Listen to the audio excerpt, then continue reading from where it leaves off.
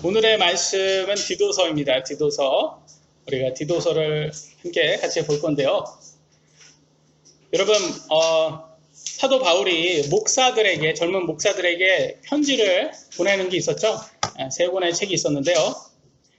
그걸 목회서신이라고 부른다고 지난번에 제가 말씀드렸죠. 목회서신. 성경에 신약에 세 권이 있습니다. 디모데 전서와 후서와 그 다음에 디도서, 이렇게 세 권이 있습니다. 그래서 그중 오늘 마지막으로 이제 디도서를 볼 건데요. 이 디도라는 게 사람 이름이에요. 디도. 디도는 헬라인이었습니다. 헬라인. 그리스 사람이었어요. 그리스, 나라 그리스 있죠. 당시에는 이제 그리스 사람, 그 다음에 로마 사람, 유대인 사람들, 유대 사람들, 그 다음에 이방인들 뭐 이렇게 많이 그쪽 동네에 살고 있었으니까 헬라인이었고요. 사도 바울이 전도를 했다고 합니다. 디도에게 전도를 했고, 그 다음에 이제 사도 바울의 제자가 됐죠. 나중에는 이제 더욱더 영적으로 성장하고 사도 바울과 함께 복음의 동역자가 된 거예요. 그 다음에 더 영적 아들까지 이제 된 거죠. 그래서 사도 바울의 영적 아들 그러면 이제 디모데가 첫 번째 우리가 생각하는 대로 디모데가 있고 그 다음에 이제 디도가 있는 것입니다. 네, 바울은 이게 디도에게 어디에 남겼냐면 크레테라는 섬에 남겨서 거기에서 도시의 장로들을 임명하라고 이렇게 그 임무를 줬죠. 그래서 디도서 1장 5절에 이렇게 나와 있습니다.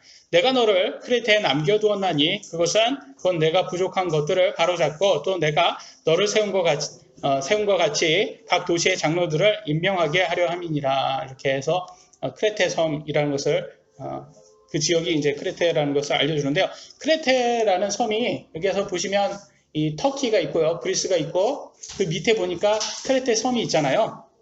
그러면 크레테 섬이 여러분 지도 보기에는 어떻게 커 보여요? 아니면 작아 보입니까? 작아 보여요? 근데 사실은 이게 제주도보다 4.5배나 더 크다고 합니다. 굉장히 큰 섬이에요. 그러니까 제주도잖아요, 도예요. 도 크기인데 이제 4.5배니까 얼마나 크겠어요. 아주 큰 도죠. 그러니까 도시도 상당히 많았을 것이고 이제 거기에서 이제 그 도시가 많았으니까 교회들도 많이 생길 수가 있는 거예요. 그래서 거기에서 장로들을 이제 임명하라라고 얘기를 합니다. 크레테라는 데 교회가 세워진 이유는 이제 사도 바울이 들어가서 교회를 세운 게 아니라 사실은 크레테 사람들이 교회를 세운 거예요. 그런데 크레테 사람들이 어떻게 해서 교회를 세우게 되었냐라고 하면 여러분 구약에 이제 지금 보시고 있는 그 구약에 보시면 이제 유대 교회에서는요 특히 남자는 1년에 3번의 명절 동안에는 예루살렘 성전에 참여를 무조건 해야 되는 거예요. 그게 율법이에요. 그래서 남자는 유대교의 하나님을 이제 유대교가 자신의 종교인 사람들은 3번 예루살렘에 가게 돼 있어요. 그래서 크레테 사람들 중에서 유대교인들이 있었을 거 아닙니까? 근데 그 사람들도 마찬가지로 이렇게 명절날, 3번의 명절날은 예루살렘에 갔던 거예요. 근데 그 중에 한 명절이 오순절이었어요. 근데 그때가 성령님이 제자들에게 임했던 거죠. 제자들에게 임해서 베드로부터 시작해서 예수님이 그때는 이제 승천하신 다음에 이제 40일 후에 거기에 40일 이제 제자 들어가고 있다가 부활하신 다음에 40일 있다가 승천하시고 그 다음에 예루살렘에 있다가 거기에서 성령님이 한 다음에 아주 특이한 일이 생깁니다. 제자들한테 어떤 일이 생겼는지 아세요? 갑자기 제자들이 방언을 하기 시작한 거예요. 타언어라고 하죠. 그러니까 외국어로 막 갑자기 구사를 하게 된 거예요. 오늘날 희영이가 얼마나 부럽겠어요. 왜냐면 영어를 공부해도 이게 영어가 안 늘어요. 근데 이 사람들은 그냥 갑자기 성령님이 들어가더니 갑자기 영어를 막 잘하게 된 거예요. 그런 거예요. 그런 식으로 공부도 안 했는데도. 그러니까 굉장히 기적 중에 기적인 거예요. 그래서 그 중에서 한 15개의 나라가 이제 유대교가 그 사람들이 여러 군데에서 퍼져서 살았거든요. 근데 거기에서 이제 오순절날 이제 명절을 지어야 되기 때문에 왔잖아요. 왔다가 갑자기 이 제자들이 히브리어로 하는 게 아니라 자기 본토에서 온 자기 지역에서 온 사람들의 그 외국어를 막 구사하기 시작한 거예요. 그래서 복음을 전하기 시작하니까 여러분 놀라겠습니까? 놀라지 않겠습니까? 놀라죠. 왜냐면 예루살렘에 딱 와서 종교 때문에 오긴 왔지만 히브리 말 하면 못 알아들었을 거 아니에요. 그러니까 못 알아듣는데 여러분이 한번 생각하면 해보세요. 여러분이 갑자기 그 예루살렘 갔는데 다 사람들이 히브리어를 해야 되는데 갑자기 그중에 한국말을 딱 하잖아요. 그러면 이렇게 있다가 갑자기 보게 돼요. 나도 모르게 갑자기 보게 돼요. 제가 미국에 그랬다니까요. 미국에서 딱 있는데 미국에서 만약에 어디 참 멀리서 한국말 같은 비슷한 게 딱 들리잖아요. 나도 모르게 돌아보게 된다는 거예요. 그렇게 신기해요. 그게 아니 말도 아니고 심지어는 이렇게 차 타고 가다가 한국 간판만 봐도 그렇게 반가울 수가 없어요. 그러니까 그거하고 똑같은 거예요. 기적 중에 기적인 거예요. 그러니까 갑자기 그 말로 복음을 전하니까 너무 신기한 거예요. 그러니까 이게 또 뭐냐 라면서 이제 귀담아서 들었던 거예요. 그러니까 너네는 죄인이다.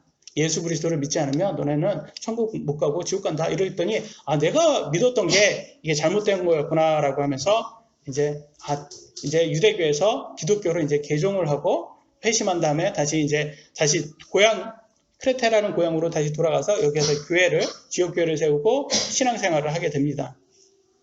그래서 이제 사도행전 2장 11절이 이제 오순절날 성령님이 이제 임한 다음에 제자들한테 임한 다음에 이 타원어 했을 때 때였거든요. 그때 당시에 이제 앞에는 한 13개의 나라가 나오고 그 다음에 11절에 이렇게 나옵니다. 크레테 사람과 아라비아 사람이라. 그러면서 위 구절을 보시면 막 리스트가 막 나와요. 여러 나라에서 왔다 우리들이. 근데 그들은 누구예요? 제자들이죠. 제자들이 우리 언어들로 15개 다른 나라에서 왔는데 우리 언어들로 하나님의 놀라운 일들을 말함을 우리가 듣는도다. 그러니까 너무 신기하다. 이렇게 얘기합니다. 그래서 이때 이제 구원을 받고 나서 다시 각 나라에 돌아가서 이제 신앙생활을 하게 된 거예요. 그래서 크레테 사람들은 그렇게 해서 교회가 세워진 걸로 우리가 추측을 할 수가 있어요. 근데 크레테 사람들은 여러분 좋은 사람이었을까요? 아니면 우상을 많이 섬기고 아주 나쁜 사람들이었을까요? 그죠? 우리가 딱 보니까 알겠죠? 이렇게 교회 가다 보면 그 지역 사람들은 예수님을 믿지 않는 사람들은 다 그 이상한 나쁜 사람들이었어요. 근데 크레테 사람들은 특히나 이 크레테 사람들까지도 인정할 만큼 거짓말을 많이 하는 사람들이었대요. 한번 볼까요? 디도서 1장 12절에 이렇게 나옵니다. 그들 중에 한 사람 곧 그들의 대언자도 이르기를, 그러니까 유명한 사람인가 봐요. 이 사람도 증명을 하기를 이렇게 말합니다. 크레테 사람들 항상 거짓말쟁이요, 악한 짐승이요, 게으른 탐식가라 하였느냐. 좀 별로 좋은 사람들은 아니었나 봐요. 그죠? 어떻게 이렇게 거짓말을 잘하냐. 그러면 여러분들은 우리 대한민국 사람은 그래도 이 크레테 사람보다는 낫다 이런 생각이 드세요? 어때요? 아니면 대한민국 사람도 한 거짓말 잘하나요? 여러분 느낌은 어때요? 한 거짓말 하죠? 거짓말 잘해죠. 그러면 그거를 제가 표로 한번 증명을 할까요? 표로 한번 증명해 볼까요? 한국 사람들이 얼마나 거짓말 잘하는지. 여러분 제가 표로 말하면 좀 이제 믿음이 좀 들어가겠죠? 여러분 거짓말이 많으면 뭐가 많겠어요? 사기를 많이 치겠죠? 거짓말이 곧 사기를 많이 칠 거 아닙니까? 우리나라가 전 세계에서 사기를 제일 많이 치는 나라라고 합니다. 여기 보니까 한국은 어쩌다 사기 범죄 1위 국가가 됐나? 그래서 신종 사기 고소가 급발했다라면서 여러분 사기 건수를 보시면 이렇게 나오고, 전 세계에서 가장 많이 일어나는 범죄는 단연 절도다. 하지만 한국은 유독 사기 범죄가 1위를 기록하고 있다. 세계적으로 한국은 사기 범죄 발생 비율이 가장 높은 나라에 속한다. 세계보건기구 WHO의 2013년 발표한 범죄 유형별 국가 순위에 따르면 대한민국은 경제협력개발기구 37개 회원국 중 사기 범죄 1위로 기록했다. 이렇게, 그래서 100명 중 1명은 사기로 지금 당하는 셈이라 이렇게 말하고 있어요. 여러분, 제가 이렇게 증명을 해 보니까 좀 그런 것 같죠? 이제 와닿았죠? 대한민국이 거짓말쟁이 맞구나라는 게. 그러니까 우리나라는 사실 여러분, 이 국가가 잘 살면 잘 살수록 신용이 올라가면 신용이라는 말이 거짓말을 안 한다라는 거잖아요. 여러분, 신용이라는 말이 거짓말 안 하고 서로 믿을 수 있다라는 말이에요. 근데 우리나라는 그런 국가를 가야 되는데 아직까지는 우리가 잘 사는기는 잘 사는데 어떻게 보면 다른 나라의 덕에 잘 살게 된 거고 나라 전 세계 위치상 그래 덕택에 잘 살게 된 거지, 사실 우리 국민의 수준은 아직도 그렇지 못한 거를 이렇게 보여주고 있는 거예요. 사기가 많다라는 것은. 그러니까 거기에서 우리 좀 반성을 해야 돼요. 우리도. 크레테 사람들처럼 우리도 거짓말을 참 많이 한다. 여러분, 사기가 많다라는 말은 세상 사람들 사기 많이 치잖아요. 그러면 종교로 보면 종교 안에 사기꾼들이 있을까요? 없을까요? 있죠. 사기꾼들은 안 가려요. 얘네는 안 가려요. 그래서 종교 안에서도 들어와도 이게 좀 사기거리가 된다 그러면, 이게 장사가 된다 그러면 들어와서 사기를 치는 거예요. 얘네들은. 그러니까 바깥에 돈, 안에 돈, 사기꾼이 많다. 그러면 어떻게 해요? 이 크레테는 종교 사기꾼들이 많았을까요? 적었을까요? 많아요. 당연히 많아요. 사기꾼이 많은데 사기꾼 거짓말쟁이가 많으면 그 종교 안에서는 사기꾼이 많은 거야. 그래서 사도 바울이 뭐라고 했을까요? 디도에게. 야, 거기 사기꾼 많다. 이단들 많다. 거기 거짓 교사들 많다. 조심해라. 이거 얘기를 한 거야. 그 말이 곧 사기꾼 많다라는 말이 그 말이에요. 그래서 조심하라고 그렇게 당부를 하면서 이 디도서를 이렇게 보면 이 거짓 교사들, 그러니까 이단들이에요. 그 사람들을 조심해라라는 말이 많이 나와 있습니다. 그러니까 우리들도 대한민국도 사기가 많다라는 것은 이단들이 많다 적다? 많다라는 거예요. 그러니까 교회라고 다 믿을 수 있는 게 아니에요. 그래서 제가 항상 말했잖아요. 저를 목사지만 다 믿지 말라. 항상 열매를 봐라. 그러면서 말씀을 봐라. 그래서 성경 말씀을 보면서 그 어떤 게 진짜인지 여러분이 구분하셔야 된다라는 거예요. 그래서 디도서를 우리가 보면서 그러면 진짜 성경적인 게 뭐냐? 디도서를 보면서 우리가 이 디도서에 합당한 교회여야지 그게 성경적인 교회라는 것을 우리가 배울 수 있는 거예요. 그래서 한번 우리가 같이 볼 건데요. 여기에서 디도서는 뭘 많이 거론하냐면 감독의 자격에 대해서 얘기를 합니다. 감독의 자격. 감독이란 게 영어로는 비숍이라고 하는데요. 제가 말씀드렸죠. 감독이 뭐하고 같다? 목사하고 같다라고 말씀드렸죠. 왜냐하면 목사는 하나님의 말씀을 먹이는 사람으로서 목사잖아요. 어린 양을 이렇게 먹이는 걸 이제 하나님 말씀을 가리키는 거를 부각할 때는 목사고, 네, 교회를 운영하는 걸로 가리킬 때는 이제 감독이라고 표현을 합니다. 그래서 감독의 자격에 대해서 디도서 1장 7절로 9절로 많이 나와 있습니다. 내용이 길어요. 그래서 제가 빨리 읽겠습니다. 같이 보면서 여러분. 감독은 하나님의 청지기로서 결코 책망받을 것이 없어야 하느니라. 그는 자기 뜻대로 하지 아니하며 쉽게 화내지 아니하며 자기를 술에 내주지 아니하며 구타하지 아니하며 더러운 이익에 빠지지 아니하며 오직 손님 대접하기를 좋아하며 선한 사람들을 사랑하며 맑은 정신을 가지고 있으며 정의로우며 거룩하며 절제하며 자기가 가르침을 받은 대로 신실한 말씀을 굳게 붙들어야 하리니 이것은 그가 반박하는 자들을 건전한 교리로 능히 권면하고 확신시키게 하려 함이라. 아멘. 내용이 많으니까 제가 이렇게 빨리 읽은 이유가 뭘까요? 더 자세하게 여러분들에게 하나씩 말씀을 드리고자 해서 그렇겠죠? 먼저 책망받을 게 없어야 된다고 이렇게 말합니다. 여러분 청지기라고 해요. 감독이 청지기랍니다. 여러분 그 청지기가 무슨 말이에요? 청지기가 steward이라고 영어로는 말하고요. 청지기가 주인이 맡긴 것들을 주인의 뜻대로 관리하는 위탁 관리인이라고 합니다. 청지기. 교회는 누구 거예요? 예수님 거예요. 교회는 목사 게 아니에요. 오늘날 많은 교회들이요. 교회가 목사 건지 착각하고 있어요. 목사 게 아니에요. 교회는 예수님 것이다. 교회는 성도 것도 아니고 목사 것도 아니다. 예수님 거니까 우리의 주인은 예수님이잖아요. 그러니까 예수님의 말씀대로 관리를 해야 된다는 거예요. 그래서 목사가 예수님의 말씀, 성경 말씀대로 관리를 해야지 그래야지 책망받을 게 없게 됩니다. 예수님께서 베드로에게 이렇게 말했습니다. 너가 나를 사랑하느냐? 너가 나를 사랑하느냐? 세 번이나 말씀하셨어요. 너가 나를 사랑하면 뭐하라고 말씀하셨어요? 내 양들을 먹여라 이렇게 했습니다.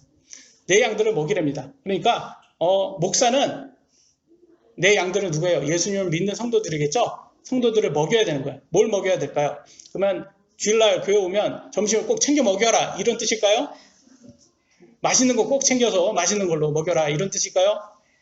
아니죠. 육신적인 음식이 아니라 여기에서는 영적인 음식을 말하는 거예요. 영적인 음식. 영적인 음식이 뭐예요? 하나님의 말씀이잖아요. 하나님의 말씀을 변질시키지 않고 그대로 있는 그대로 성경의 말씀 그대로를 가르칠 수 있는 사람이어야지 그래야지 책망받지 않는다라는 거예요.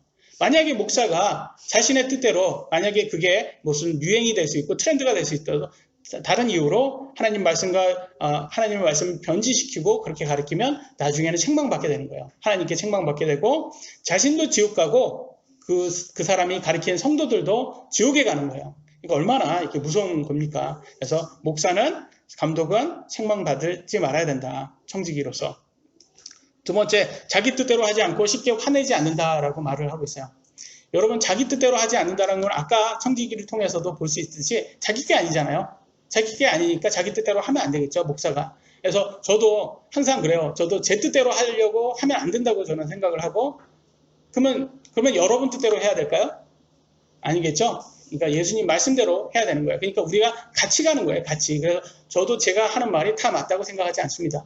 여러분의 말도 다 맞지 않다는 거예요. 그래서 우리가 성경 말씀에 하나가 되기 위해서 성경 말씀이 꼭 우리가 싫다고 해도 그 말씀대로 교회를 운영해 나가야지 가장 바른 교회가 된다는 거예요. 자기 뜻대로 하지 않아야 되고요. 또 다음에 뭐가 있어요? 쉽게 화내지 말라고 나와 있어요. 참 목사의 자격 중에서 이런 게 이상한 게 좀 특이하죠. 이렇게. 근데 우리 대한민국 사람들은 뭘로 유명해요? 욱으로 유명하잖아요. 욱. 예. 왜 이렇게 그렇게 욱한 민족인지 모르겠어요. 우리가 욱한 걸로. 그래서 저도 대한민국 사람이기 때문에 한욱합니다. 예, 한욱을 하는데 이 한욱이 불쑥불쑥 나와요. 불쑥불쑥 나오는데 이걸 절제를 잘해야 돼요. 이게 딱 내 스스로를 이렇게 내서 쉽게 화내지 않게 노력을 해야 돼요. 근데 제가 예전에 이제 다른 교회에서 이제 제가 미국 선교사님을 제가 섬겼어요. 그분을 밑에서 이제 제가 일을 했었는데 미국 선교사님이 이게 군인 출신이에요. 25년인가 이렇게 군인으로 아주 그리고 또 군인 중에서 또 육군이에요. 육군이니까 얼마나 거칠겠어요, 그렇죠? 여러분 상상하면 그대로예요.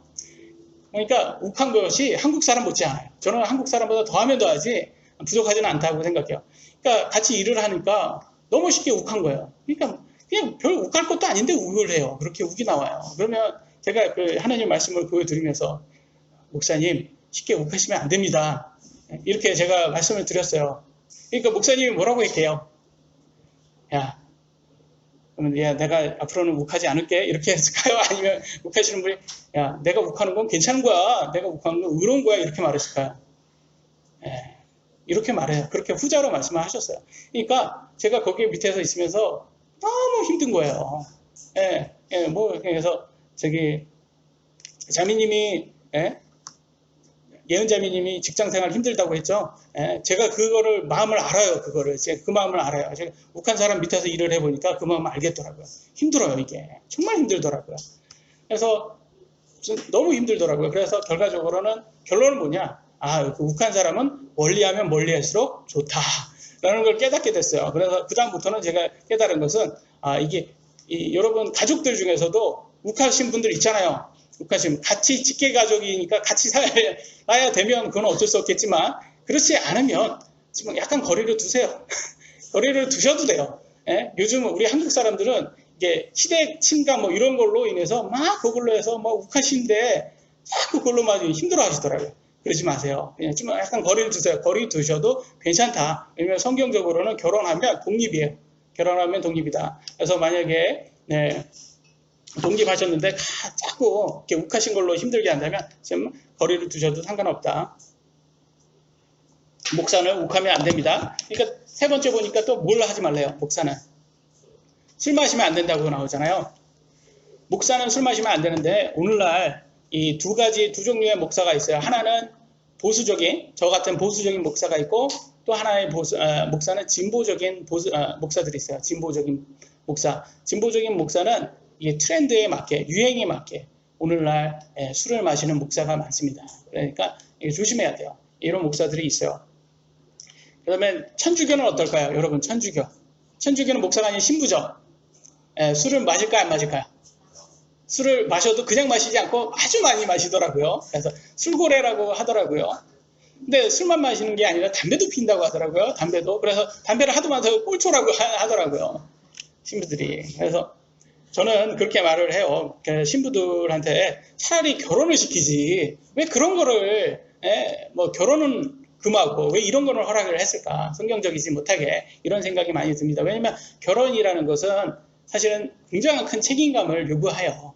이제 결혼하신 분들은 아세요. 정말 큰 책임감을 요구합니다. 그러니까 성경에는 가정을 책임질 수 있는 사람이 교회도 책임진다라고 하고 있어요. 그래서 교회라는 것은 이 목사라는 것은 책임이 있어야 됩니다. 그래서 이렇게 술을 마시지 말아야 된다는 것을 또 보여주고 있고요. 네 번째 보니까 또 폭력을 또 쓰지 말라고 나와 있어요. 여러분, 폭력 쓰는 목사는 자격이 없습니다. 가정에서도 가정폭력을 쓰는 목사는 자격이 없습니다. 근데 여러분, 이단들 보잖아요. 이단들 보면 폭력이 굉장히 많은 걸 알 수 있어요. 이단에 어디 빠졌다 그러잖아요. 그러면 빠져가지고 그 교주들의 말과 조금 다른 거 얘기하잖아요. 집단 폭력을 당해요. 그래서 집단 폭력을 당하면서 꼭 그래요. 안수한다고, 우리 귀신 쫓는다고 해서 자꾸 때리면서 안수하더라고요. 이 사람들은 뭐 안수기도 한다고 막 자꾸 때리면서 사람을 죽이더라고요. 그 사람들 보니까. 그러니까 이런 사람들의 이 폭력이라는 게 이렇게 해서 그런 이단들에서 이렇게 빠져나온 사람들 이렇게 간증 들어보면 이렇게 조금이라도 자기네들하고 다른 거 얘기하면 폭력을 그렇게 쓴다고 합니다. 그래서 폭력을 쓰는 사람들하고는 거리를 둬야 된다는 것을 볼 수가 있어요. 저는 이렇게 뭐 좌파 우파 뭐 이런 걸 따지는 게 아니라 이 좌파들의 동성애자들, 특히 지지하는 사람들 보면 그들의 폭력성을 어떻게 볼 수 있냐면, 여러분, 제가 동성애를 죄라고 표현하지만, 하나님의 말씀에 의거해서 죄라고 말하지만, 그렇다고 해서 동성애자를 차별하라는 말을 하지 않습니다. 그렇다고 그들을 감옥에 넣어야 된다, 뭐 그런 말을 하지 않습니다. 그런데 왜 이상하게 동성애자들은 자꾸 좌파 정치인들하고 합쳐서 이 차별 금지법을 만들어가지고 동성애가 죄다 이렇게 말하면 왜 그런 목사들을 다 감옥에 집어넣으려고 할까요? 그 차이를 한번 보세요, 여러분. 누가 폭력성을 갖고 있는지, 여러분 그 차이를 보시면 누가 더 극단적인지 보여주고 있습니다. 그래서 폭력은 절대 쓰면 안 된다는 걸 보여주고요. 마지막, 이게 다섯 번째로는 더러운 이익에 빠지면 안 된다라고 나와 있어요. 이게 목사는요, 더러운 이익에 빠지면 안 돼요. 그러면 뉴스 같은 데 보면 목사가 무슨 교회 돈을 횡령했느냐, 뭐 그런 거 있잖아요. 그럼 보시면 그 목사가 자격이 있는 목사예요? 없는 목사예요? 없는 목사인 거예요. 근데 이상하게도 목사가 유명한 목사다, 대형교회 목사다 그러면 그 성도들이 자꾸 그 목사를 옹호하고 막 감추려고 하고 막 그러랍니다. 그거 참 문제가 많은 거예요. 그거 잘못된 목사죠. 성경에 이렇게 나와 있는데. 여러분, 가룟 유다가 왜 예수님의 제자가 됐을까요? 예수님을 너무 사랑해서 제자가 됐나요? 아니면 도둑놈이기 때문에 가방을 훔치려고, 돈가방을 훔치려고 예수님의 제자가 됐나요? 후자죠. 돈가방 훔치려고 된 거예요.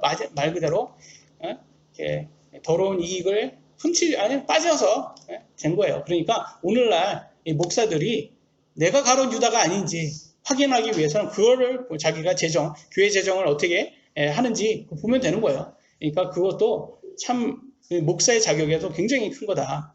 그래서 그들은 사실 예수님이라고 말하고, 말은 너무 잘해요. 이 사람들이, 목사들이 말 잘하고, 사람들 듣기 좋아하는 말, 그건 어떻게 또 알아가지고, 그러니까 싹 이렇게 해서 사람들 그렇게 녹입니다.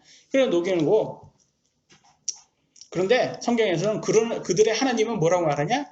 그들의 배를 채워주는 돈이라는 거예요. 돈이에요. 예수님은, 그들의 하나님은 그들의 배라고 나와 있어요. 그러니까 조심해야 되는 거예요. 이렇게 돈을 하나님으로 섬기는 사람들 조심해야 된다. 그 다음에 또 손님 대접을 잘해야 된다고 합니다. 손님 대접. 그래서 이 손님이 누군가 제가 그래서 곰곰이 생각을 해봤어요. 그러니까 성경에 또 이렇게 손님이 나온 부분이 여기 있어요. 마태복음 22장 10절에 이렇게 나왔습니다. 이게 그 종들이 큰 길로 가서 나쁜 자든 좋은 자든 다 만나는 대로 함께 모아 오니 결혼식에 손님들이 가득하더라. 그러니까 오늘날 우리 전도할 때 그런 모습하고 비슷한 것 같아요. 성도들이 나가서 이게 사람들을 이렇게 모아서 교회에 데리고 오는 거하고 좀 비슷해 보여요. 그죠? 이렇게 딱 했더니 왕이 손님들을 보러 들어올 때, 왕이 누구예요? 예수님이죠? 우리의 왕은 예수님이에요. 그래서 우리가 주라고 말하는 게 주님, 이게 주인이에요, 주인. 우리의 왕이신. 그래서 그분이 재림하신다고 했어요. 재림하시면 이제 결혼식에 이제 볼 거 아니에요. 성도를 이렇게 보시는데 결혼식 예복을 입지 않은 사람이 있는 거예요. 결혼식 예복을 입지 않은 사람은 누굴까요? 교회는 오는데 예수님을 믿지 않는 사람들. 교회는 와요. 교회는 오는데 예수님을 믿지 않는 사람들이 있어요. 근데 그 사람들을 어떻게 되는지, 예수님 재림하면 어떻게 되는지 나와 있습니다. 13절 보니까 왕이 종들에게 이르되 그의 손발을 묶고 그를 데려다가 바깥 어둠에 내던지라. 바깥 어둠은 어딜까요? 천국은 아니겠죠? 지옥일 겁니다. 거기에서 슬피 울며 이를 갈미 있으리라 라고 나와 있어요. 그러니까 교회가 다닌다고 천국 가는 거 아니다. 여러분 이걸 확실히 아셔야 돼요. 많은 사람들은 그래요. 너 예수님 믿어? 그러면 예수님 믿는다고 얘기하지 않고 나 교회 다녀 이렇게 말합니다. 교회 다닌다고 다 천국 가지 않습니다. 여러분 예수님 믿으셔야지 가는 거예요. 그러면 다시 한번 말하면 여기 손님은 누굴까요? 손님은 여기에서 교회에 오는 아직 믿지 않은 사람들이 손님인 거예요. 손님. 그래서 손님 대접을 잘해야 된다. 왜? 손님 대접을 잘해야지 결혼식 예복을 입힐 거 아닙니까? 결혼식 예복이라는 것은 바로 그리스도의 의예요. 그리스도의 의. 우리의 행위로는 할 수 없는 예수님을 믿어서 그분의 행위, 그분의 의가 나의 의가 되는 거예요. 그래서 목사가 여러분들에게 얘기하는 거, 복음이라는 말이 바로 결혼식 예복을 입으세요라고 말하는 거예요. 똑같은 거예요. 그래서 그걸 하기 위해서는 목사들은 이제 이 손님들에게 하나님의 결혼식 예복을 입으라고 얘기를 하고 손님 대접을 잘해야 되는 거죠. 또 7번째 보니까요. 선한 사람들을 사랑하며 맑은 정신을 가지며 정의롭고 거룩하며 절제해야 된다라고 나와 있어요. 목사는 선한 사람을 사랑해야 된다라고 나와 있어요. 여러분 선한 사람과 악한 사람은 뭘로 알 수 있냐면 말과 행동이 다른 사람은 악한 사람이겠죠? 그죠? 그러니까 말과 행동이 같은 사람이 되어야 되는 거예요. 조국 같은 사람은 말은 참 선하게 말을 해요. 근데 행위는 되게 악하게 행하잖아요. 이런 사람은 좋아할 수가 없는 거예요. 근데 또 맑은 정신을 가지고 있으랍니다. 아까는 술 먹지 말라고 했잖아요. 근데 또 맑은 정신을 또 갖고 있으래요. 그러니까 술하고 또 다른 게 있는 거예요. 그러니까 뭐겠어요? 오늘날 맑은 정신을 해롭게 하는 게 중독이라는 거예요. 오늘날 중독이 얼마나 많습니까? 인터넷 중독도 있고 쇼핑 중독도 있고 도박 중독도 있고 음란물 중독도 있고 정말 중독이 참 많아요. 근데 이런 것에 중독돼서는 안 된다. 목사들 특히. 그래서 그걸 말해주고 또 정의롭게 거룩하며 절제해야 된다라고 했어요. 항상 내가 손해봐도 정의 편에 서야 되고 항상 거룩한 것은 우리 육신에선 거룩이 안 나옵니다. 거룩은 하나님의 말씀에서 나오는 거예요. 그래서 하나님의 말씀대로 그다음에 하나님의 말씀대로 살려면 뭐를 해야 돼요? 절제해야 돼요. 그래서 절제를 나와 있습니다. 그래서 목사의 자격에 대해서 또 마지막으로 하나가 더 나와 있네요. 신실한 말씀을 굳게 붙들어라 라고 나와 있어요. 이것도 마찬가지인 것 같아요. 목사는요. 목회를 어떻게 해야 되냐? 목사는 성경 말씀대로 해야지 세상의 유행을 따라 인본주의 사상을 붙들면 안 돼요. 왜냐면 목회자로서 여러분 유혹받기가 너무 쉬워요. 왜냐면 여러분 목회자로서 작은 교회를 목회하는 거하고 큰 교회를 목회하는 거하고 어느 걸 세상 사람들을 보기에는 더 높게 봐요. 큰 교회 목사를 더 높게 봐요. 그러니까 유혹받기가 너무 쉬운 거예요. 나도 큰 교회를 해보고 싶은데 나도 큰 교회를 해서 좀 성공한 목회자라는 얘기를 듣고 싶은데 그게 있어요. 왜냐면 우리 육신 중에서 3가지의 사탄이 주는 게 있어요. 안목의 정욕, 육신의 정욕, 그 다음에 인생의 자랑이잖아요. 인생의 자랑이 여기에 걸려있는 거예요. 인생의 자랑. 왜? 나 좀 성공했으면 인생의 자랑이 있잖아요. 그게 또 이제 한 쾌락을 주잖아요. 즐거움이 준단 말이에요. 그러니까 여기에 있는 거예요. 그래서 자꾸 오늘날 교회 목사들이 이것에 잘 빠져요. 그래서 자꾸 트렌드에 쫓아가요. 유행에 쫓아간단 말이에요. 그러면 뭘 하냐면 인본주의 사상을 가르쳐요. 인본주의 사상이 뭐냐면 뭐든지 사람이 듣기에는 맞아. 그래. 이렇게 되는 거예요. 그게 인본주의 사상이에요. 성경 말씀하고 다른 거예요. 근데 성경 말씀은 내가 듣기 싫어도 내가 좀 동의는 안 돼도 이게 맞는 거예요. 성경 말씀이. 그러니까 너무 사람들이 듣기 좋아하는 말 그런 위주로 하지 말고 성경 말씀대로 해야 되는 거예요. 이게 더 교회 목회할 때는 좀 인기가 더 없어지고 더 성도들도 더 안 오게 되지만 그럼에도 불구하고 이거를 고수해야 된다라는 걸 보여주고 있어요. 이제는 이제 목사의 자격에 대해서 나왔으면 이제는 좀 성도들의 자격에 대해서도 당연히 나오겠죠? 그래서 디도서 보면 많은 2장, 3장이 성도의 자격에 대해서 나와 있어요. 자세히 나와 있어요. 그러면 여러분들이 보시면 되고 제가 부분적으로만 말씀드리겠습니다. 2번째 보니까 고백만 한다고 다 믿지 말라 이렇게 나와 있습니다. 디도서 1장 16절 같이 한번 읽어볼까요? 시작.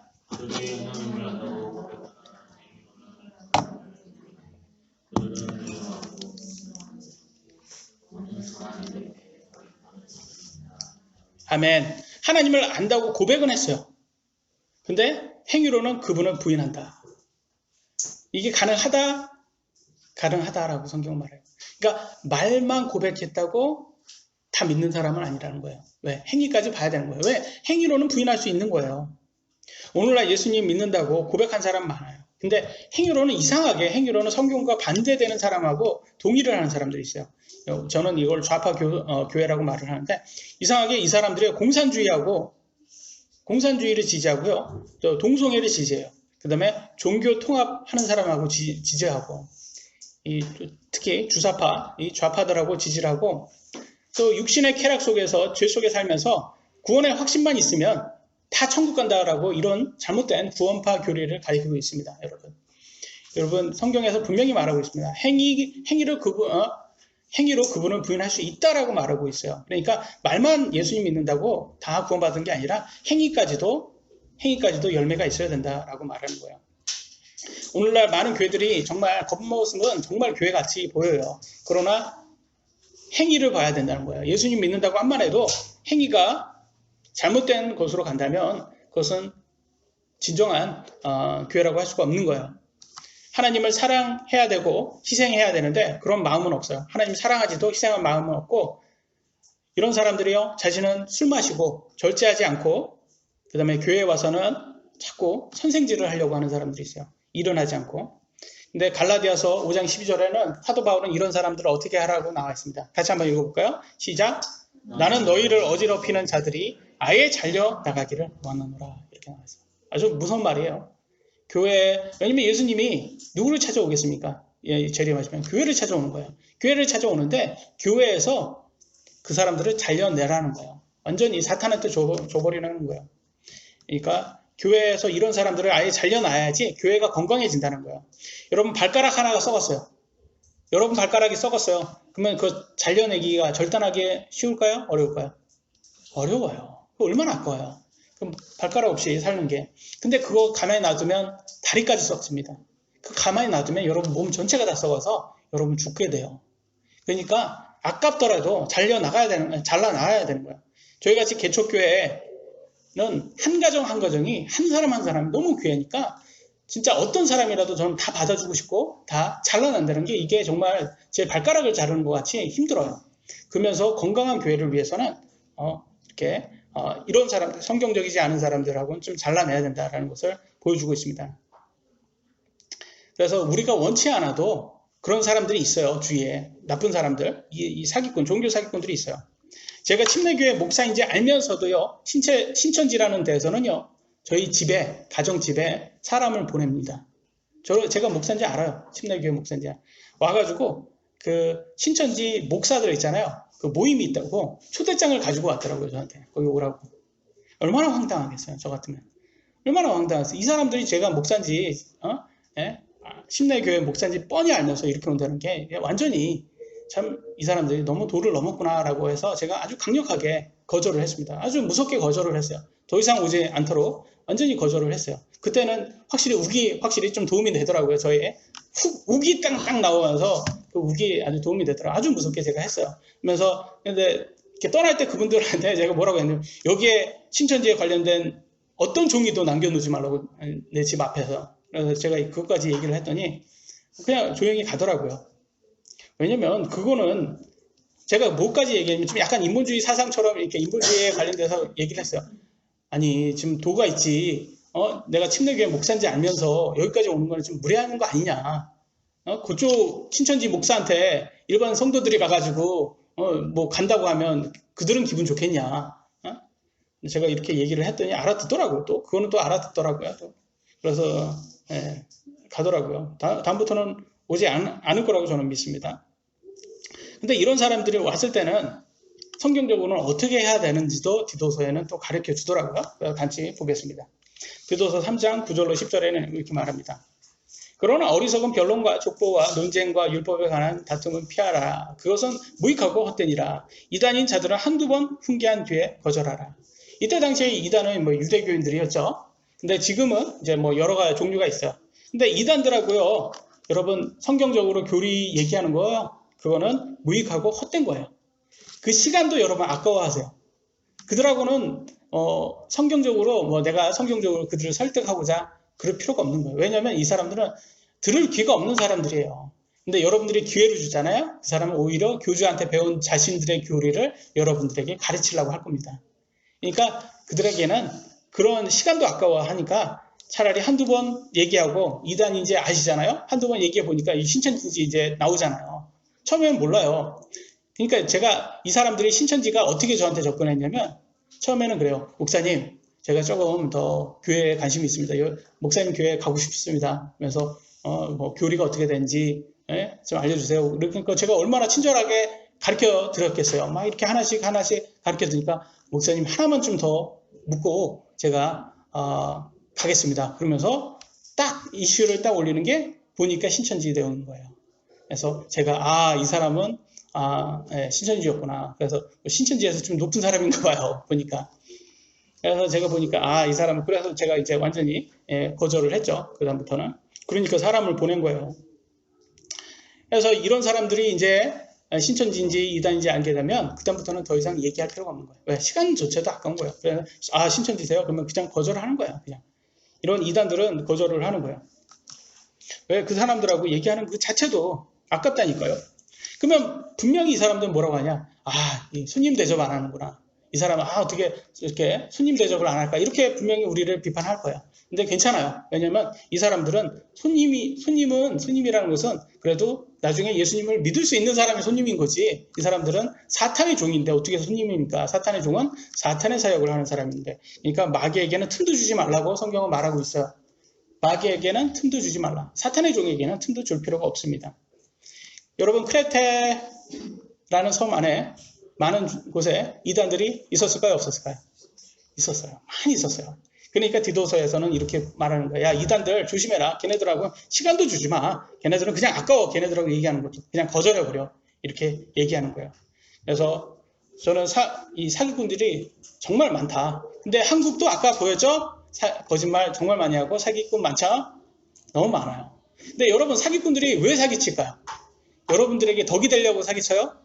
아니면 여러분의 돈을 뺏기 위해서 사기칩니까? 돈 때문이에요, 여러분. 사기꾼들이요, 여러분들에게 무슨 큰 기부를 하기 위해서, 능력 기부, 무슨 재능 기부하기 위해서 사기칩니까? 여러분의 돈을 훔쳐가려고 사기치는 거예요. 그래서 제가 이렇게 말씀드리겠습니다. 이 좌파들이 여러분들에게 와서 무슨 이데올로기다, 이념이다, 사상이다, 참 어려운 말이죠. 이런 걸로 이렇게 접근을 해서 뭐 역사적으로 막 어렵게 말하고 막 애국심을 막 불러오는데 사실은 이 사람들이 왜 좌파가 됐냐? 돈 때문이에요. 이렇게 대학을 어렵게 공부해가지고 좋은 대학 갔어요. 서울에 있는 좋은 대학을 딱 가서 이제 뭐 선배들하고 해서 뭐 2년 배고 이렇게 뭐 있잖아, 뭐 있어 보인단 말이에요. 딱 있어 이렇게 배웠더니 딱 봤더니 그래서 맨날 데모만 했던 사람들 있잖아요. 데모만 딱 해서 보니까 강남의 아파트들은 항상 저기 강남의 아파트들은 저기 부러운 거예요. 여러분 무슨 요즘 그러잖아요. 하나님보다 더 위에 있는 사람이 건물주라며요. 예? 이런 사람들이 얼마나 저 강남에 특히 노른자 땅 아닙니까? 강남에 있는 건물주가 얼마나 부럽겠어요. 그러니까 저게 갖고 싶은 거예요. 이게 좌파. 이게 또 똑똑하잖아, 이 사람들이. 그러니까 자기가 뭐 경제적으로 해가지고 무슨 대기업 들어가서 저기 가질 수가 없는 거예요. 그러니까 이 사람들이 정치로 내가 사기를 쳐가지고 저 강남에 있는 저거를 대기업한테 내가 뺏겠다. 한 사람들이 이게 좌파가 되는 사람들이에요. 그래서 보세요. 좌파 옛날 데모한 사람들 다 10년 동안 감옥에 있다가 나와서 하는 게 뭐예요? 다 정치예요. 정치인들이 되잖아요. 그 사람들. 이게 뻔한 그 스토리예요. 이 사람들은. 왜냐면 이 사람들은 감옥 갔다 오는 게 그게 자기네 업적이 되고 무슨 훈장이 되거든요. 이 사람들은. 그래서 감옥에 갈 때도 막 이렇게 감옥 가는 사진 보시잖아. 웃으면서 가요. 왜 나중에 내가 이렇게 해가지고 나중에 정치인 돼가지고 저것을 결과적으로는 하려고 저 건물 저기 자기가 가지려고 그래가지고 여러분 제가 주사파 특히 주사파 북한에 이렇게 사상을 하는 사람 이 주사파는요 정치가 아니면 솔직히 말하면 정치가 아니고 이 사람은 종교예요. 종교. 이단 종교예요. 북한의 교주는 누구예요? 김일성, 김정일, 김정은 3대 교주가 지금 2단 교주로 남고 있어요. 그래서 북한을 보시면 저기 2단 단체다라고 생각하시면 나라가 아니에요. 2단 단체다. 그러니까 이상하잖아요. 나라가 안 같잖아요. 전체가 2단 종교예요. 그래서 그러면 주사파가 장악한 한국 좌파들 대한민국을 지금 어떻게 만든다? 2단 종교로 지금 만들고 있는 거예요. 이 사람들이 정치에 들어가서 2단 종교로 만들어서 자기네들이 교주가 된 거예요. 지금 교주가 돼가지고 여러분의 세금으로 호의호식을 열심히 하고 있어요. 그래서 뭐 이낙연 이 사람들은 뭐 17억 지금 뭐 벌었다고 열심히 이제 서울 집값을 올려가지고 17억 차익을 봤다고 그렇게 하더라고요. 집값을 그렇게 올려놓고선 전 정부 때는 다 빚을 내서라도 집을 다 하나씩 다 사게끔 해줬잖아요. 근데 이제는 집도 못 사게 해놓고선 집도 못 사게 해서 대출을 안 해주잖아. 그러면서 집값을 엄청 올려가지고 더 이상 서민들이 바라볼 수도 없게 만들게 지금 하고 있어요. 잘 보세요. 이 사람들 하는 게. 그래서 저는 항상 말씀을 드리겠습니다. 이 사람들은 사기꾼들이다. 그럼 결과적으로는 정치로 해가지고 자신들이 후회오식하려고 하는 사기꾼이다. 그래서 말과 행동이 다른 사람들이 있어요. 청와대에 가서 우한폐렴은 참 별거 아니다. 그거 다 걸린다고 안 죽는다 이렇게 해서 기사가 나오더라고요. 보니까 청와대 우한폐렴 이거 보니까 문 대통령 신종 코로나 치사율 높지 않아. 위축될 필요 없어. 괜찮아. 그거 걸린다고 안 죽어. 다 안 죽어. 괜찮아. 이렇게 얘기하고 9일날은 청와대 우한폐렴 확산 예방 건물 소독 초밀입자 소독의 공중살포. 자신은 살라고 저렇게 여러분 이해되세요? 아이한테 야 괜찮아 안 죽어 그러면서 자기는 뭐 열심히 손 닦고 그러면서 이게 말이 행동과 말과 행동이 너무 다르잖아 지금. 이해되세요? 말과 행동이 다른 사람은 사기꾼이에요 여러분. 사기꾼이에요.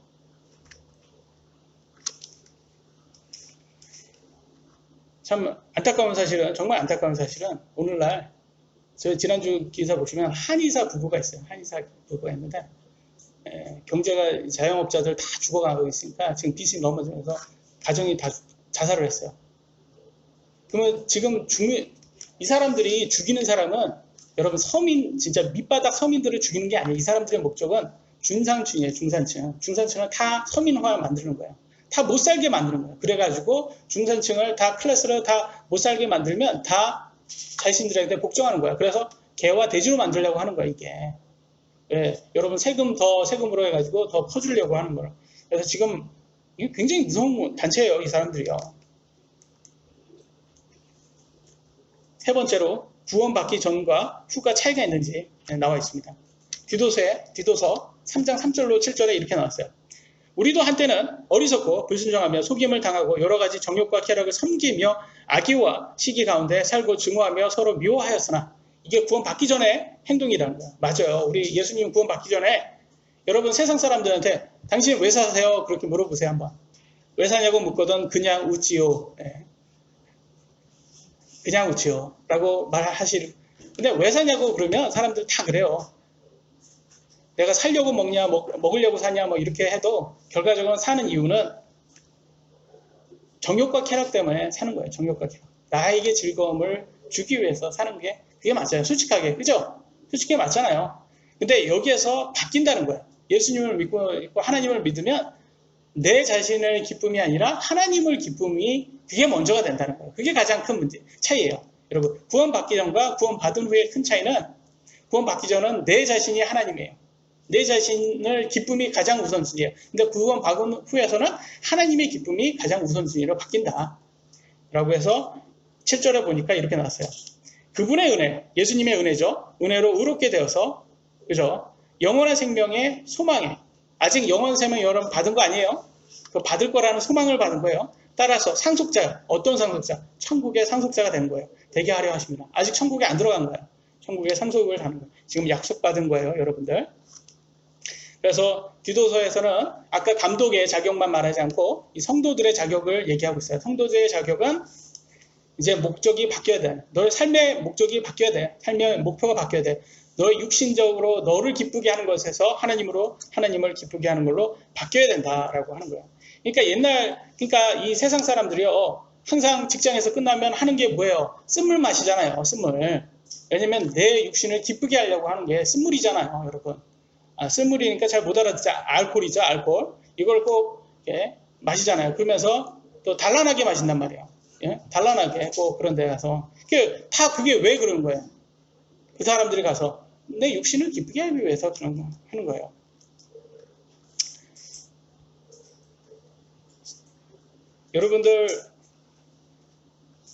여러분들이 이게 우리의 성경에서 절제라고 나오잖아요. 절제. 이 절제하지 않으면 어떻게 돼요?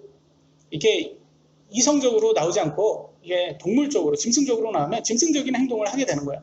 여러분 개 한번 시골에 가서 개를 한번 보세요. 개를 보면 이 개가 이렇게 지나가다가 자기가 마음에 있는 개하고 있으면 뭐예요? 짝짓기를 한단 말이에요. 짝짓기를 해. 그래서 한국 사람들 보면 이렇게 술을 마시면 뭐가 된다고 하죠? 개가 돼요. 개가 되면 얘가 개처럼 행동을 하더라고요. 그래서 성범죄가 막 아주 급적으로 올라가더라고요, 이게. 그게 뭐예요? 그러니까 절제가 이성에 가냐, 이게 동물적으로, 육신적으로 가냐, 이 차이라는 거예요. 그래서 이 차이를 극복을 해야 된다라는 거예요. 그러면 여러분 예수님 믿는 그 순간 어때요? 예수님 믿고 난 후에 여러분의 육신이 더 이상은 이제는 더 이상 정욕과 뭐 그런 욕망과 그런 거, 쾌락과 이런 것에서 완전히 별개가 되던가요? 안 되던가요? 저절로 금해지던가요? 안 되던가요? 안 되죠. 똑같이 절제가 돼야 되죠. 절제가 돼야 돼요. 그러니까 이게 구원받는다고 해서 여러분의 행위가 완전히 뭐 갑자기 뭐 성인 군자가 되고 막 그런 게 아니에요. 많은 사람이 착각해요. 예수님 믿으면 완전히 뭐 변한다고 생각해요. 근데 사도 바울이 이렇게 말하고 있습니다. 사도 바울이 어떻게 말하는지 이렇게. 로마서 7장 19절, 24절, 25절에 이렇게 말해요. 이는 내가 원하는 선은 내가 행하지 아니하고 도리어 내가 원치 아니하는 악을 그것을 내가 행하기 때문이다. 이제는 예수님 믿었기 때문에 이게 지식적으로는 아는 거예요. 지식적으로 내가 하나님의 말씀대로 내가 100% 하나님의 기쁨으로 내가 살겠다라고 했는데 내 육신을 보니까 여전히 육신과 쾌락적인 것을 하려고 한단 말이에요. 육신은. 그러니까 이렇게 말해요. 오, 나는 비참한 사람이로다. 이 사망의 몸에서 누가 나를 건져내려. 안 돼. 야, 나 진짜 비참하구나. 나 진짜 하나님의 기쁨이 되고자 하는데 내가 구원받았어도 여전히 똑같네. 내가 구원받았어. 예수님 믿어도 내가 여전히 똑같구나. 내 이 육신을 가지고는 천국에 못 들어가는구나. 이걸 깨닫는 거예요. 그러니까 25절 예수 그리스도 우리 주를 통하여 내가 하나님께 감사합니다. 야, 역시 하나님께 감사한다. 내가 이 육신으로는 내 행위로는 절대 천국에 못 들어가는데 우리 예수님께서 내 믿음으로 내가 천국에 데리고 가는구나. 이걸 감사하는 거예요. 그러면서 결론은 어떻게 되냐? 그런지 이와 같이 내 자신의 생각으로는 하나님의 법을 섬기되 육신으로는 여전히 죄의 법을 섬기는 거예요. 이해되세요? 그러니까 예수님 믿는다고 해서 여러분 저절로 여러분 하나님 말씀대로 살 수 있어요? 없어요? 없는 거예요. 그래서 사도 바울은 뭐예요? 나는 날마다 죽노라 그러는 거예요. 나는 날마다 죽노라 뭐예요? 내 육신을 죽인다는 거예요. 절제한다는 거예요. 어쩔 수 없어요. 그러니까 세상은 자꾸 말해요. 여러분을 자꾸 꼬셔요. 뭐라고 꼬셔요? 너네 육신이 원하는 대로 해. 그래서 노래도 있어요. it이라는 단어가 여러분 육신이에요. let it be. let it be, let it be 들어보셨죠? 육신이 원하는 대로 내둬 그 뜻이에요. 그러면 let it go, let it go, let it go 뭐 이런 거. 죄송합니다. 노래를 못해서. 뭐 육신이 가고자 하는 대로 그냥 가긴 돼. 육신 가보자. 육신대로 원해. 그 다음에 유명한 또 카피 있죠. 선전 just do it. just do it. 뭐예요? 육신이 하고자 하는 대로 그냥 해. 그거예요. 그래서 다 이것들이 다 좋아 보이지만 사실은 그죠? 육신적으로는 이게 듣기에 너무 좋아. 내가 정말 하고 싶었는데 내가 정말 그거 하고 싶었어. 근데 딱 그걸 하라고 하니까 내가 정말 하나님께 영감을 받은 것처럼 즐거워요. 그러나 그것이 하나님의 뜻이 아니다. 근데 많은 사람들은 그래요. 성경 너무 고리타분하다. 후시대적이다. 요즘 트렌드에 맞지 않아. 그러니까 트렌드에 바뀌어서 너네 육신이 원하는 대로 하게 내둬라고 합니다. 그래서 요즘 욜로족들 많죠. 욜로족들. 그래서 육신이 원하는 대로 하려고 절제를 없애려고 그렇게 하는 사람들이 너무 많아요. 근데 바울은 아니다. 내가 날마다 나를 죽여야 된다. 정욕과 쾌락을 추구해야 된다. 그렇다고 성경이 말하는 게 금욕주의는 아니에요. 여러분 금욕한다고 여러분 더 의롭게 되는 거 아니에요. 왜냐면 아까도 말했지만 우리의 행위로는 도저히 의가 안 나와요. 그러니까 믿음으로 가는 거예요. 믿음으로 가셔야 돼요. 그러니까 그러면 언제 우리가 그러면 더 이상 좀 완벽해질까요? 더 이상 이 죄에 대해서 걱정할 필요도 없이 완전해지는가요? 예수님이 재림하셔야 되는 거예요. 예수님이. 지금은 소망만 갖고 있는 거예요. 약속만 받은 거예요. 예수님이 재림하잖아요. 그럼 예수님이 몸을 갖고 온대요. 몸. 장막, 몸집 뭐 이런 걸 갖고 온대요. 그래서 우리 아버지는 맨션이 많다고 그러잖아요. 집이 많다. 그래서 그 몸이 있는데 이 몸이 어떤 몸이냐면 여러분의 이제 새 거예요. 여기 지금 이 죄성이 있는 이 몸이 아닌 거예요. 새로운 몸을 가지면 우리 혼만 영혼만 그 속으로 들어가는 거예요. 영혼만. 그 몸으로 눈 깜짝할 사이에 딱 변화된다. 이걸 부활이라고 하는 거예요. 딱 되잖아요. 그럼 그 몸에 딱 들어가면 우리가 천국에 딱 들어갈 수가 있는 거예요. 그러니까 이 몸 가지고는 천국에 못 들어가요, 여러분. 그래서 그 몸을 가져야지만 그 몸을 가지면 천국에 들어가면 더 이상 죄에 대해서 여러분 걱정하지 않아도 더 이상 그런 욕망이라는 거 그 자체가 생기지 않는다라는 거예요. 그래서 우리 행위로는 천국에 갈 수가 없습니다. 그래서 예수님께서 우리 행위로는 우리를 구해줄 수가 없고, 그래서 예수님께서 다 하신 거예요. 예수님께서 다 십자가에서 여러분 대신해서 죽으신 거예요. 그러니까 예수님의 그 행위를 가지고 우리가 대신하시는 거예요. 우리가 천국에 딱 들어가려고 이제 딱 들어갔어요. 죽어서 딱 들어갔는데 하나님이 앞에 계시고 예수님이 옆에 계십니다. 그러면 예수님이 한마디 하는 거예요. 하나님, 제가 이 사람 압니다. 그러면 여러분 천국 들어가는 거예요. 근데 예수님이 하나님, 저는 이 사람을 안 적이 결코 없습니다. 그러면 여러분 지옥 들어가는 거예요. 그러니까 여러분 잘 생각하셔야 되는 거예요. 성경에서는 아무리 여러분이 육신적으로 세상 사람들에게 유명하고 기적을 행하고 무엇을 했어도 여러분이 하나님의 아버지 말씀대로 살지 않으면 예수님께서 I never knew you. 나는 결코 너를 안 적이 없다라고 하신다고 하셨습니다. 그래서 여러분 믿음이에요. 믿음대로 사시고 그 믿음대로 하나님 말씀대로 살려고 하셔야 되는 거예요. 우리는 완벽하지 않습니다. 그죠? 완벽하지 않아요. 그럼에도 불구하고 우리 예수님께서 우리를 믿음으로 구원해 주셨습니다. 얼마나 감사합니까? 아멘? 예. 그래서 여기 있는 모든 성도분들이요. 하나님 말씀대로 살고 아직 구원받지 못하신 분들 여러분 완벽해진 다음에 구원받을 생각하지 마세요. 여러분 절대 완벽해질 수 없습니다. 목사인 저도 완벽하지 않고 여러분 저 보면 항상 실망할 수밖에 없어요. 왜? 우리는 다 똑같이 완벽하지 않으니까. 목사라고 더 완벽한다? 아닙니다. 지식이 많으시는 몰라요. 성경적인 지식이 많으시는 몰라요. 그러나 완벽하지 않습니다. 모두 똑같아요. 그러니까 여러분 그걸 기대하지 마시고 하나님 말씀대로 믿음입니다. 믿음으로 구원을 받으셔야 되고 이미 성도님들은 하나님 말씀대로 끝까지 지키시고 여러분 말씀대로 하나님의 기쁨이 되시는 분들 되시길 예수님의 이름으로 기도합니다.